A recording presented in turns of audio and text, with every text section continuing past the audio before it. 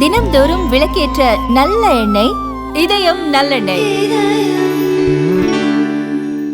அமெரிக்காவின் 50% வரி விதிப்பால் ஏற்றுமதிக்கு தயாராக இருந்த இறால் ஆர்டர்கள் ரத்து செய்யப்பட்டு 25,000 கோடி ரூபாய்க்கும் மேல் ஆந்திராவின் மீன் வளர்ப்பு துறைக்கு நஷ்டம் ஏற்பட்டுள்ளது என்று அம்மாநில முதல்வர் சந்திரபாபு நாயுடு தெரிவித்துள்ளார்.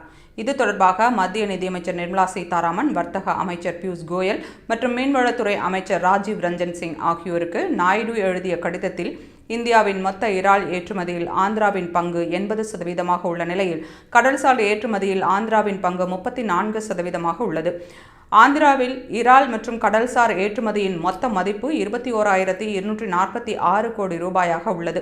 இறால் மற்றும் கடல்சார் ஏற்றுமதியை நம்பி சுமார் 2.5 லட்சம் குடும்பங்களும் அதனுடன் தொடர்புடைய துறைகளில் 30 லட்சத்திற்கும் அதிகமானோர் இருக்கின்றனர்.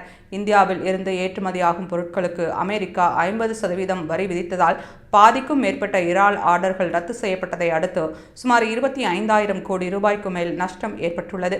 குளிர்பதன சேமிப்பு வசதிகள், சுகாதாரமான மீன் சந்தைகள், மீன் வளர்ப்பு, போக்குவரத்திற்கான பிரத்யோக ரயில்கள், புது சந்தைகளை கண்டறிவது மற்றும் கிசான் கிரெடிட் கார்ட்ஸ் திட்டத்தின் கீழ் 1 லட்சம் ரூபாய் வழங்குவது உள்ளிட்ட திட்டங்களை செயல்படுத்தி மத்திய அரசு தீர்வு காண வேண்டும் என்றும் தெரிவித்துள்ளார்.